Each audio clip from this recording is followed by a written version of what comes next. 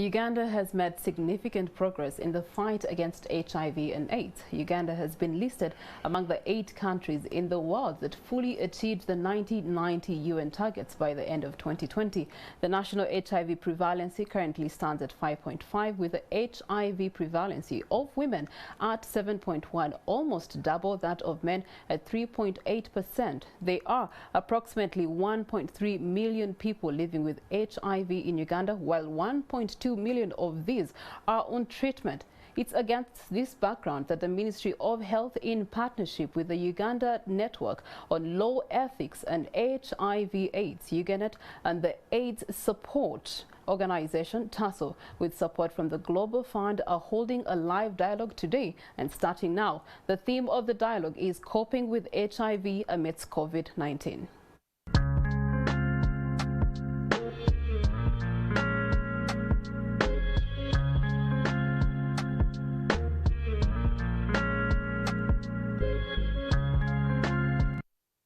Good afternoon to you, and thank you so much for joining us once again, and welcome to our dialogue themed Coping with HIV Amidst COVID-19. My name is Priscilla Regina Naroga, your moderator for the dialogue. Joining me to deliberate over our theme is my panelist, Dr. Joshua Musinguzi, who's the Program Manager, AIDS Control Program under the Ministry of Health. Good morning, good afternoon, and good evening to you, Dr. Musinguzi. Good afternoon, Priscilla. How are you? I am good. How are you? I'm very well. And I think I would say good afternoon to all our viewers this afternoon. It's a pleasure to be having this conversation right now because COVID-19 over the past 2 years has taken precedence in regards to attention when it comes to campaigns, when it comes to sensitization, and when it comes to treatments for that matter. But now that we are having the conversation once again reawakened, I think we're moving in the direction. It's about this background that I want to find out from you in regards to a brief on how the HIV journey in Uganda is like right now. Thanks so much, Priscilla. And as you indicated in your opening comments, the COVID pandemic has ravaged the world in the last 2 years. And to some extent, people were beginning to forget about other equally very important health challenges. We know that we still have a big burden of communicable diseases in this part of the world. In Uganda particularly, we have a problem of malaria, we have a problem of HIV and AIDS. We also have the problems of tuberculosis. We also have now emerging challenges with non-communicable diseases. So as we get out of the COVID pandemic, we want to make sure that we get back to ensuring that we don't lose focus and that we renew our energy in ensuring that we address those key health priorities. And the Ministry of Health is at the forefront of doing that. Together we are working with our development partners from PEPFAR, from the Global Fund, from the UN agencies, all the different agencies of World Health Organization, UNAIDS, UNICEF, UNFPA, and many other bilateral and multilateral partners to ensure that we strengthen the thrust on the issue of HIV and AIDS in this country. You know, in 2022, this is 40 years, 4 decades since we got the first cases of HIV reported in the southwest of the country on the shores of the Lake Victoria. You remember that story, in the landing sites of Lukunyu and Kasensero, where we had the strange disease that was diagnosed among fishermen along the Lake Victoria who were flying between Tanzania and Uganda. But later on it became a disease that spread into the whole country. And as you are indicating in that clip, we now have an epidemic which has affected each and every Ugandan. I don't think there's any Ugandan who would want to say that they have not either been infected or affected by this challenge. So as a government, through the strong leadership of His Excellency the President, there was a lot of intention and focus on making sure we put in place a response. And the AIDS Control Program was established in 1986. And also in 1992, we had the Uganda AIDS Commission coming on board to coordinate a multi-sector response. but also working with the partners that I indicated earlier, as well as civil society, as well as the people living with HIV and the community. And through those interventions, we have been able to really significantly dent the epidemic. In the late 80s and early 90s, we reached a peak of about 18% prevalence of HIV in this country. It was significantly higher in urban areas, up to 30% in the urban areas. And as you know now, as we talk, the data that came out of a study which we just completed early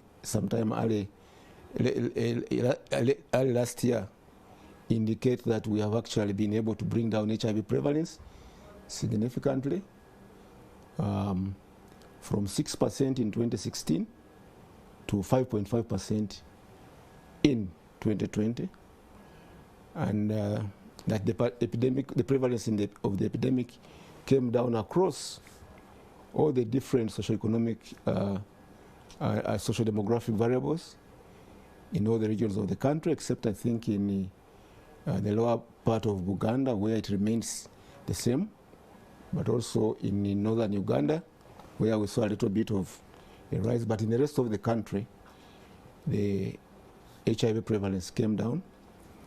It came down by gender, compared to 2016, among men and among women.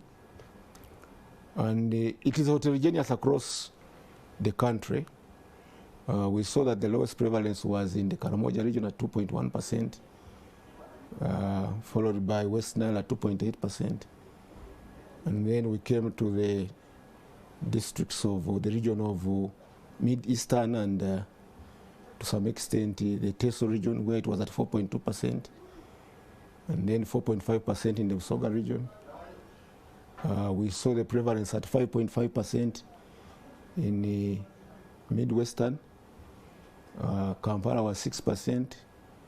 Northern Uganda was 6.2%, but it was highest in South Uganda, which we call Central 1 in our categorization, at 8.2%. And then also in southwestern Uganda. So we have seen this decline, but also as you will note, HIV prevalence is not the best marker of progress. You don't want your people to die, because if you are going to have an epidemic that is measured by HIV prevalence, it means you are looking at that population reducing, which we don't want to do, because we are trying to make sure we treat everybody to keep them healthy. So we also look at other markers. The other marker of progress is what we call new infections or HIV incidence. And we do this through a number of studies and through modeling and through other studies. And for HIV incidence, we have also seen a significant decline in the last 10 years in the number of new infections every year. And this is good news. So we are happy that that is happening, and that is mainly because of the prevention and care and treatment programs we have put in place. The ABC strategy for abstinence, be faithful, and condom use. Of course, you have to make sure that the interventions are age appropriate. You don't want to promote condoms in young kids and young children. This should be for the older people that are not being faithful. For those that should be, you encourage being faithful. And for the young people, you encourage abstinence programs. We also have other important prevention programs, looking at HIV testing services as an entry point to make sure that every individual has access to testing. And those that find themselves identified as positive, they get linked to treatment immediately through our test and treat strategy. And those that are negative are linked to HIV prevention programs so they remain negative. You don't want them to remain in high-risk activities. We have programs for self-male circumcision, which we've been promoting. I should have also said that actually our circumcision numbers have been going up from 42% in 2016. In the last survey, for the adults 15 plus, it was at about 54 plus, which is on the rise, and we want to make sure that we hit a target of 80% by 2025. We are also promoting programs for managing sexually transmitted infections. There has been a bit of a resurgence if you have been listening to the news and also reading some of the newspapers. We want to make sure that we address them jointly because they go together with HIV, and they also predict HIV acquisition. We are also looking at programs for mother-to-child transmission. At the onset, we had a very high levels of transmission in the early 2000s and maybe the early part of this decade.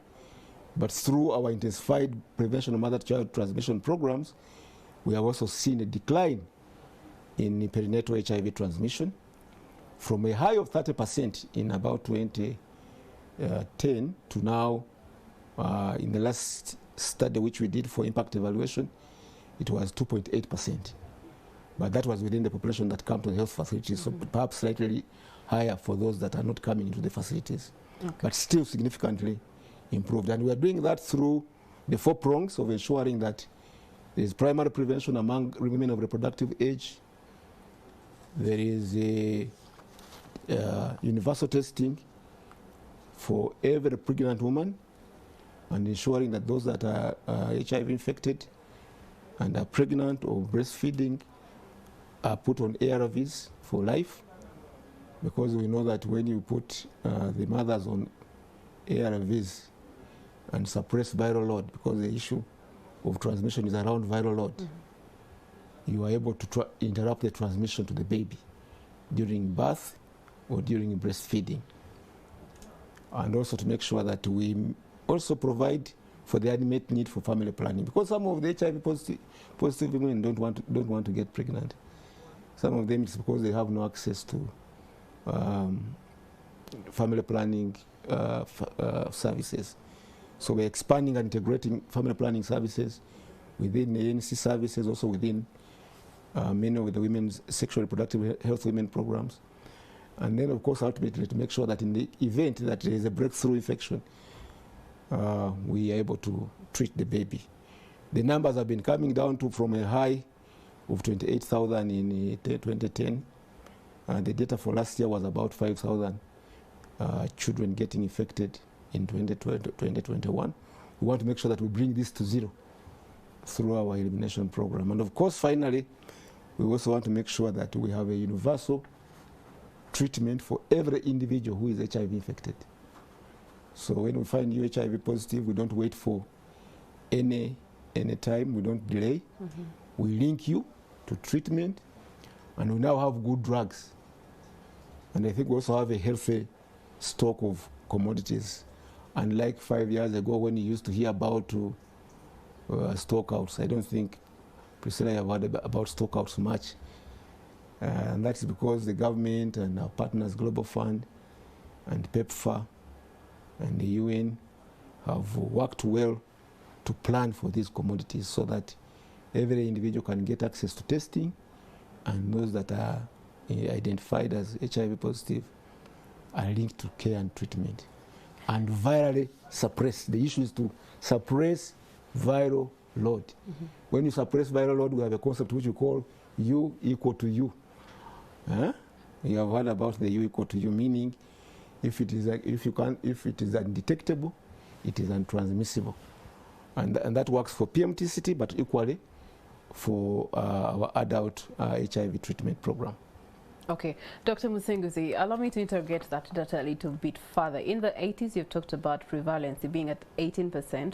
By 2016, it had come down to about 6%. As we speak, the most recent data is giving us 5.5%. Now, I want to find out from you, what have been the successful campaigns that have contributed to these numbers coming down over the years? I think there's been a combination of factors. And one of the main, I think, achievements, and one of the things that has helped us to move forward has been the collaboration.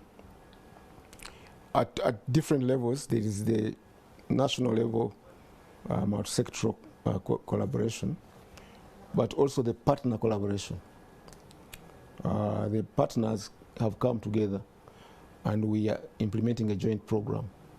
We no longer have scattered and fragmented implementation that dodged some of the early programs where everybody was doing their own things differently. We come together periodically and most certainly annually and address and prioritize the areas that are in our strategic plan or as a country, but also based on the best available data. So our collaboration, which is data driven.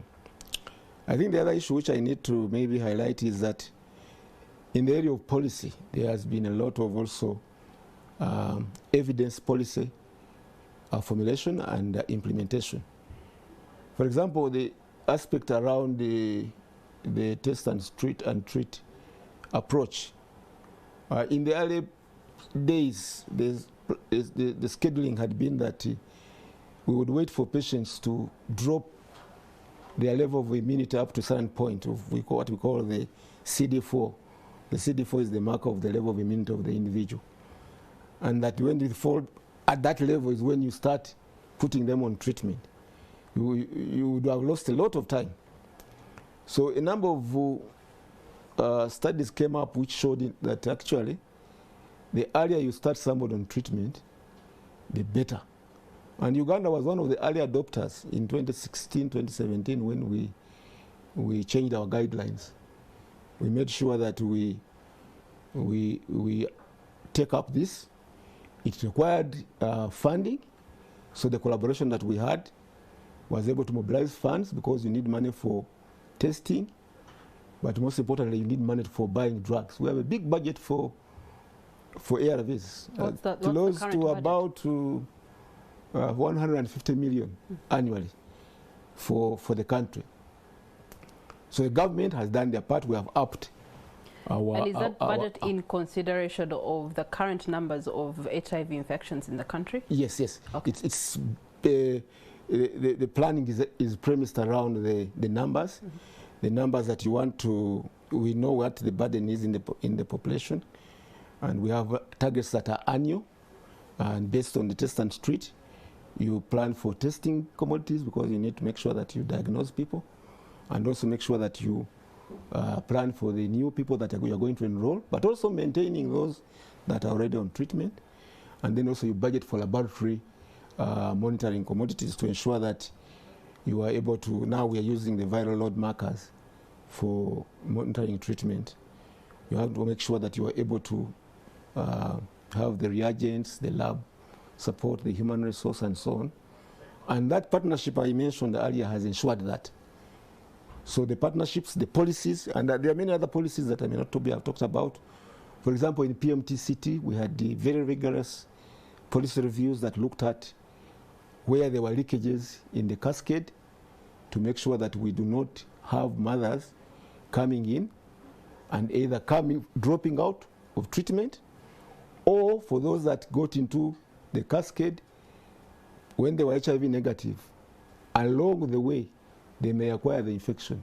We want to make sure that we do repeat testing all through up the stage of breastfeeding, so that if there is an infection that occurs that was initially not the case, that mother is also identified and put on treatment.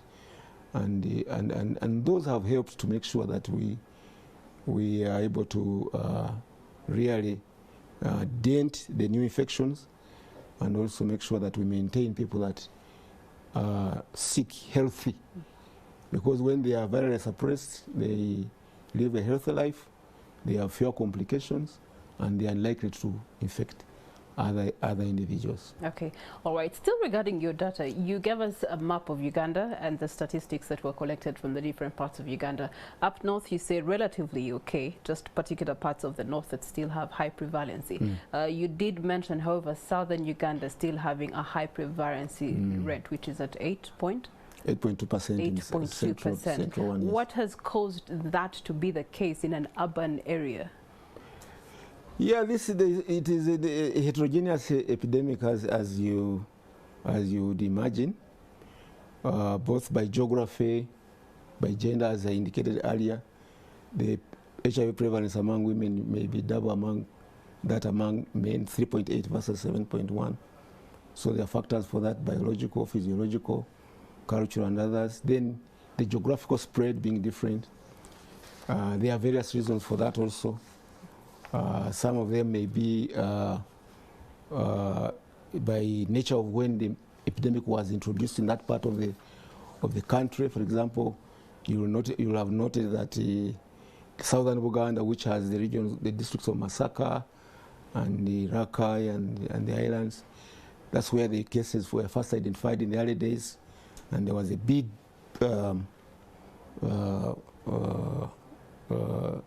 epidemic there, which has remained, and even when we put people on treatment, which we want them to remain healthy, the magnitude is higher, and also the epidemic also moved along the different highways into different parts of the country at different rates.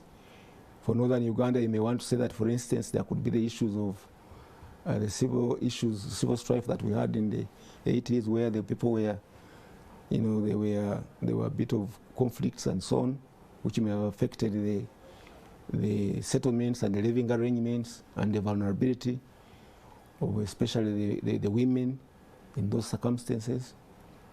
And then, of course, there's the cultural differences across the country. Some areas there are higher levels of abstinence, and there could be also issues around higher prevalence of circumcision in certain parts of the country. So it is not one single factor, and much of it is the epidemic of time differences across the country that may explain those different variations. But what we do in programming is to make sure that we identify those disparities in the burden of the epidemic. I look at the numbers of people that are infected and use those to plan, because in each of the regions of the country, we have an implementing partner. Fortunately, the US government, through PEPFAR, have given us technical support across the whole country. In Kampala here, we have an institution called the IDI, Infectious Disease Institute. In West Nile, we also have IDI. In the Midwestern and the Rwenzori region, we have Baylor, Uganda. We also have others like the programs for USAID, which we have in northern Uganda. So across the whole country. So we work with those partners and the districts to look at what are the burdens there. And we identify them, and then we work out targets for testing, for treatment, for viral load suppression. You may find actually, for instance, in southwestern Uganda, which has the highest prevalence, together with southern Uganda, that you have a big burden, but most of those people are on treatment. So when you look at what we call the viral load suppression map, even though there is high levels of HIV prevalence in southwestern Uganda, most of those people are on treatment and were virally suppressed. So the epidemic is actually contracting. Unlike in other parts which may have lower prevalence, but there is a big unmet need for treatment and for viral load suppression, and the epidemic may be expanding. So it is a lot of dynamics there, and the partners are doing a very good job. And really, we think that in a not too distant future, we're going to achieve what we call epidemic control, where the numbers of new infections will fall below the number of people who are dying from the epidemic, and the epidemic will begin to expand. To contract, and ultimately we end it by the target which has been set by the UN by 2030. Okay, all right. Now, basing on all this data collected and how informative it is towards what you're trying to push moving forward in the fight against HIV and AIDS, you have talked about epidemic control. Now, using southern Uganda as a sample space, what are those epidemic control measures that you intend to actually apply to be able to bring down this prevalence rate lower than 8.2%? The South Uganda, which we call Central One, in the map, the implementation map of Uganda, has a very strong partner that is working with the districts there called Rakai Health Sciences Program. They are working with us based on our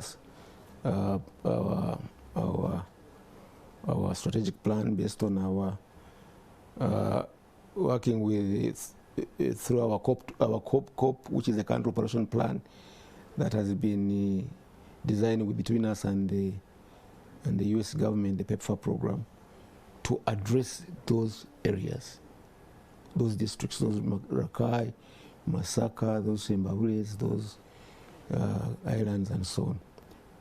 And they brought that package I talked about earlier, which was really consisting of the primary prevention, but mainly focusing on ensuring that they do look at the 95 targets for testing, for enrollment on treatment, and also making sure that there is viral load suppression.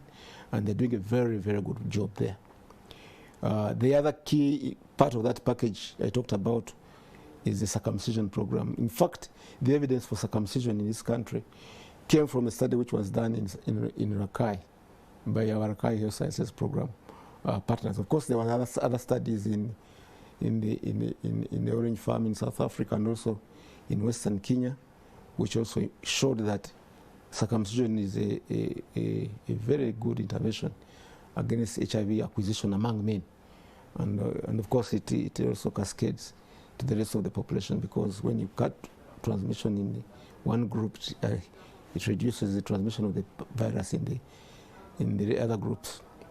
So Rakai is a good partner, and they are implementing that combination HIV prevention package very vigorously, and we are confident that they are meeting their targets for testing, for treatment, and also for viral load suppression, but also making sure that they are also doing the other PMTCT and the circumcision programs well. There are other important interventions that I may not have talked about. For example, we know some of the non-biomedical interventions that are very important. Some people like calling them enablers, are the programs for ensuring that you promote uptake of services through IEC programs, making sure you're on radio, making sure you're in communities and you're dialoguing and mobilizing for people for uptake. But there are also add-on programs for adolescent girls and young women, which are also very critical, because the big problem we have seen among them, especially for the new infections, not just in that part, but in the whole country, is the high number. The numbers are coming down in all categories of new infections, but we know that there's a disproportionately higher number of new infections among the younger women, the women 15 to 24 years.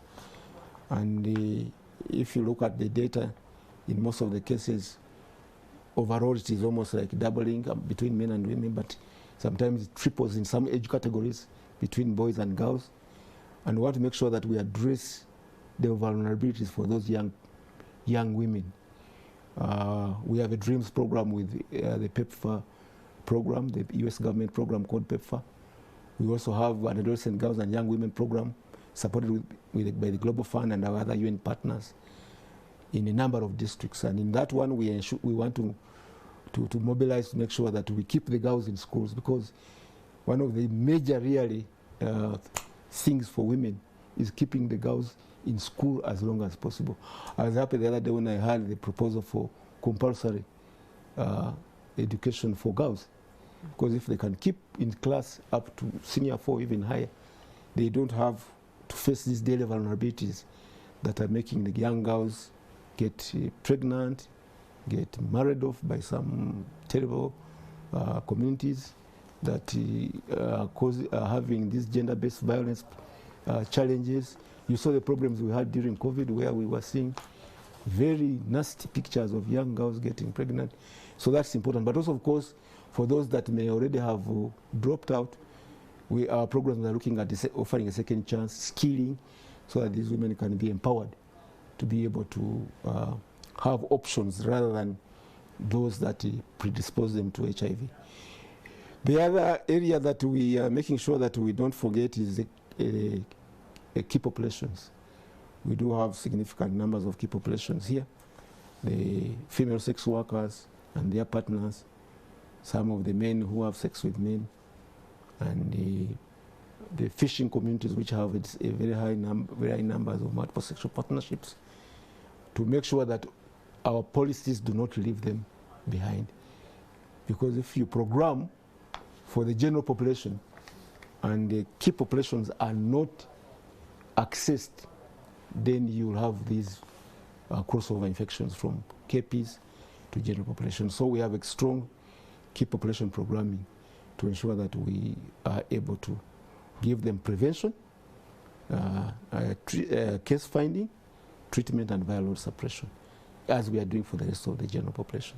Okay. Dr. Musinguzi, you have mentioned policies, and I want to find out from you distinctively which particular policies have aided in the agenda that you're pushing forward, eliminating HIV/AIDS out of Uganda, and what has been their success rate in keeping the statistics constant, but also in ensuring that there's service across the country to those that go for the test and treatment program. Yeah, I think leadership has been a key. Leadership of the president right from the beginning. There are countries that they did not think HIV was a problem, or even thought that if you talk about it, you will disadvantage their countries from tourism and other benefits. But Uganda's leadership was not like that. I think the president's leadership has been very, very good right from the beginning. So political commitment and that strong leadership is one pillar. The other pillar is that of the multi-sectoral collaboration among partners and also among national level stakeholders of every entity participating in the response. Plus also, of course, civil society. The role of civil society has been critical. You've heard of some of the organizations like UGANET, TALKSHOW, and others. The importance of making sure that you decentralize this response and make sure that you bring in the districts, you bring in the communities, and that everybody is participating and playing their part.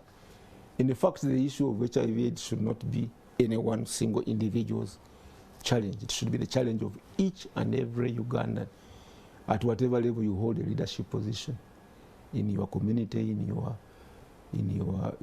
family, in your district, in your region, but also, of course, the faith-based organizations like the churches, the Muslim communities.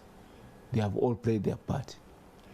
And then, as I, of course, indicated, the use of data and the science to inform. It is not enough to just go and test every individual that you think.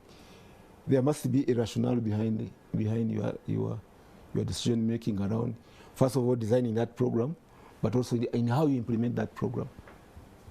So in each of the areas for prevention, for circumcision, for PMTCT, the prevention of mother-to-child transmission, care and treatment, we have looked at the best approach of how do we deliver the highest impact. Because you do not have infinite resources. You want to make sure that you apply your resources in the most cost-effective way to be able to reach the majority of the population in a public health response.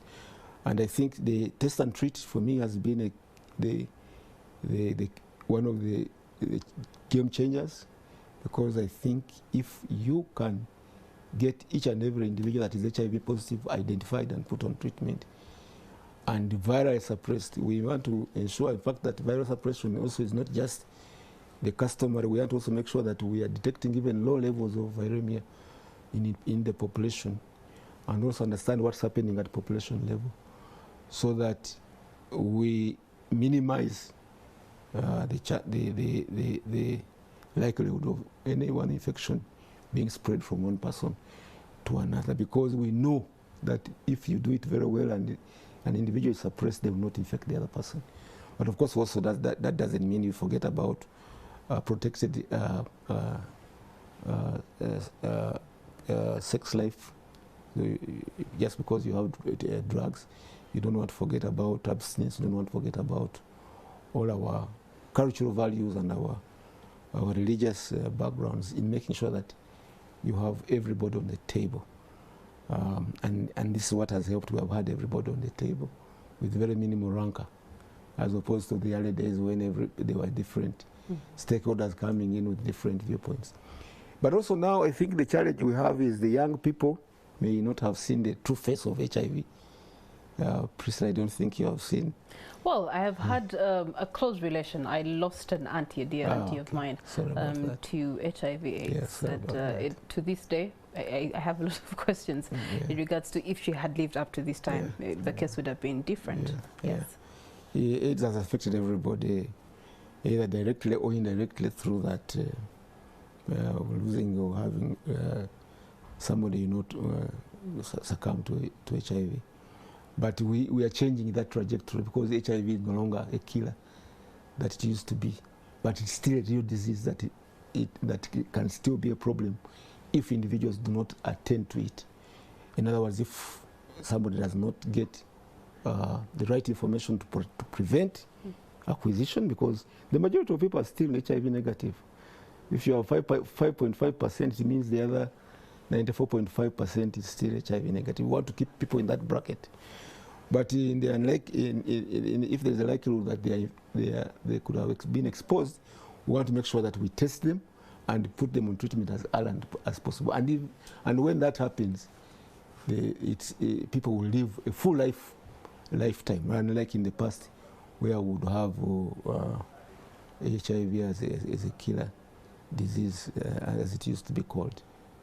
Okay. Now, Doctor, I just want to find out, you have mentioned test and treat.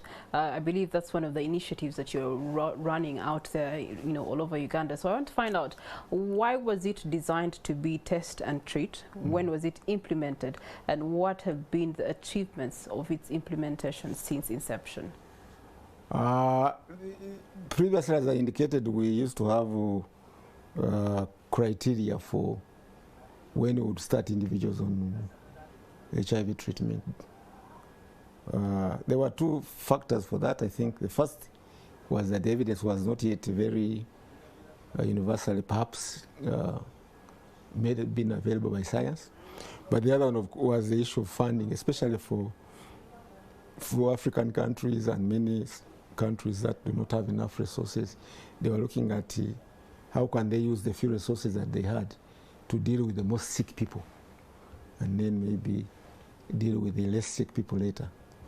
But as I indicated, around 2015, there was a number of multi-country studies that were taking place in different parts of the world. The number, I think, there were about 14 centers. There are networks of researchers who were answering the question about when is it best to start treatment. Based on those different categories, some people were talking about CD4 measurement of 350.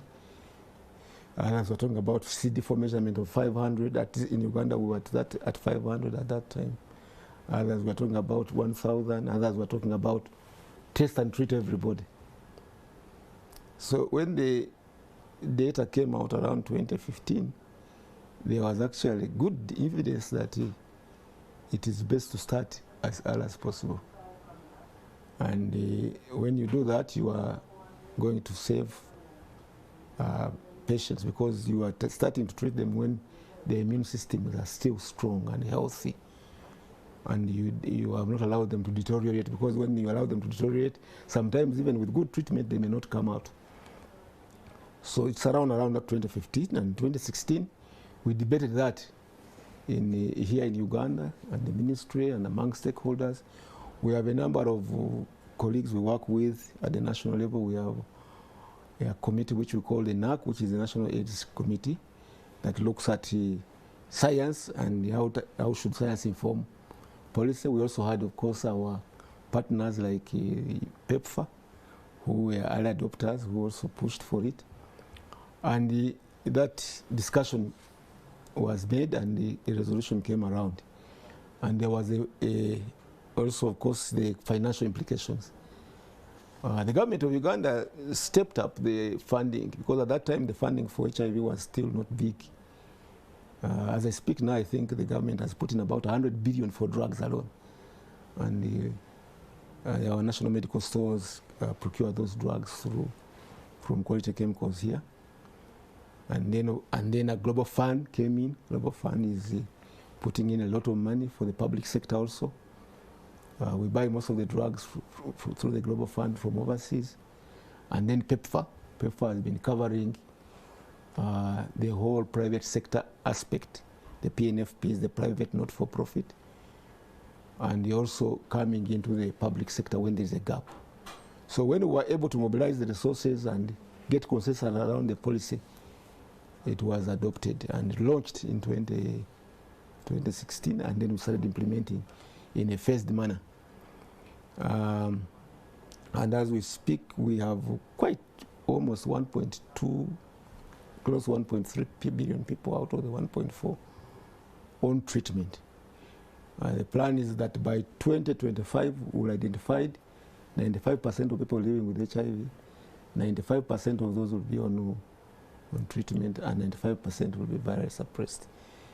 And that, together with the other elements of circumcision, primary prevention, PMTCT, should be able to move us towards what we call ending AIDS as a public health challenge. It will still be, we still have it, but perhaps not as big as it has been over the last 4 decades. And then the impacts it has had, as you know, as we have all said here, in the country and also globally across the world. So it's gratifying to see that those policies are being implemented and that they are showing results. Uganda is getting very close to HIV epidemic control, as I indicated, that probably in the next 2 to 3 years, if we continue to move along with the momentum and up those targets, we should be able to get the HIV epidemic control. And when we get there, of course, there is the need to sustain, because you cannot say we have now arrived because there is no destination. You must maintain the prevention programs. You must maintain the treatment program for those that are on treatment to make sure that you don't fall back. And that requires both good programming but also resources. And those are some of the things we've been discussing with our partners in the last. Speaking of programs, there's one intervention tool that you're adopting right now, through your different campaigning platforms. You are eminent to say that it's one of the best ways to achieve what you want to achieve as program management for HIV/AIDS, and that is circumcision. Now, when you speak about circumcision in Uganda, people's mind will run to the eastern part of Uganda, where they practice it as a tradition to turn a boy into a man. Now, if we are adopting it as an intervention tool, what format of sensitization are you putting out there to help the young man understand that it is in aid to actually help them either not even get the HIV or, if they have HIV/AIDS, to control? Yeah, I think that's a good question, and we'll be discussing this and interacting with the stakeholders in the circumcising communities, as you indicated, in the Bugisu area, the Bamasava. There are also some in Kasese and a few other places. And overall, when you look at what we have been doing, out of the 54% of the people that were circumcised, the boys, the men above 15 years that were circumcised, it's about 34% of them were medical circumcision, and the other 20% were cultural circumcision. So the 54% is a combination of the two. So and as that an shows intervention that tool, are you adopting both ways, culture and then medical? So what we are promoting the voluntary medical male circumcision, because there we know we maintain the standard and quality and care, but also we are cognizant that we have populations that circumcise. For those, we work with them and mobilize them to make sure that they do it in a way that does not disinhibit other interventions, because in some of the communities, the traditional circumcision went around with other other behaviors and other practices that perhaps may promote actually. And that's true, because it then brings yes. about sexuality engagements, activities. Yeah. So we talk about those and say, yes, fine, if there is a cultural approach and benefit, it needs to address the following challenges that can be a problem, so that that does not promote HIV acquisition. For example, people getting circumcised and then they get into practice of those behaviors in Bugiso and in Kasese. And I think clearly it has borne fruits, because we know that in those communities some of that has been modified to make sure that it is more likely to be healthy. So we are pivoting mainly the 15 to 29 age group, because that's where we are also seeing majority of new infections. So we want to take circumcision as a program across the whole country, up to as old an age as possible, but mainly focusing our resources on the younger people, so that we are able to cut down the number of new infections that are happening there. And we know that circumcision, some of the evidence is really very strong that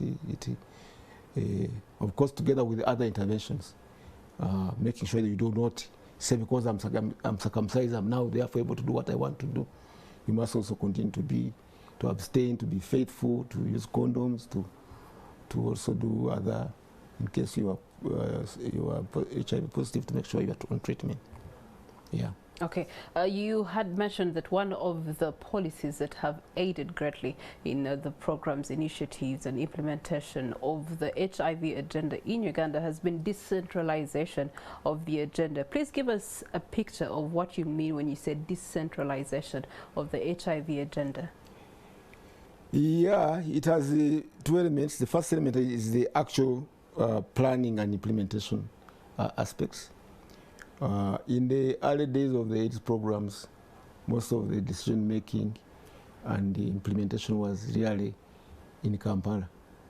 So decisions and resources and individuals would go from Kampala to the rest of the country. We said no, because the country is big, but also we know that there are heterogeneous needs across the country. What you are planning for one region does not apply to another region. For example, if you are in a fishing community where people are mobile, you want to plan for that population, so that you are able to not only get them, but also you can follow them up where they are going for their fishing. If they have migrated from one place to another, you should have resources to be able to find them where they are. And the sexual behaviors are different in different parts of the country. The challenges that we talked about are different. So we said that for that purpose, and of course for purposes of strengthening the impact of the response, you want to make sure that the districts and the lower structures in the districts, the Center 4, Health Center 3 and 2 and 1, are at the forefront. So we plan with the districts, and more recently with the regions. In fact, we are now working very, very closely with the regional referral hospitals to be able to support the implementation in their various districts and in their various areas. And there's a strong role for communities. HIV and many other diseases, really, the issues are at home and in the community. Not just the issues in terms of how it is transmitted in the population, but also the solutions. So we are working with different stakeholders in the communities. For example, the people that are supporting our PMTC program, some of them are peers in the communities. Women who are old and have experience and have gone through these programs are helping to support the younger women in the communities, and some of them even in the facilities, to make sure that they get access to testing when they are pregnant, and for those that are positive, to support them to get treatment and to make sure that they are following up on their treatment. So in that respect, and also as I indicated, we also have the regional partners, the IDI here, the Baylor, the Rights USAID, actually USAID, the bailers, TASO in some parts of the east and so on. So those partners are working in those regions with the regions and the districts. They have resources. Actually, many of those partners have a lot of resources in terms of not just money, but human resource in various areas of prevention, circumcision, and so on, but also finances to actually be able to focus the programs to the best needs of that region. And periodically we get together and we review our performance. And just tomorrow we shall be having a PEPFAR stakeholders meeting for Q2. The US Embassy has arranged with us in the ministry. We want to see, for example, where are people and what are the things that we should be focusing on.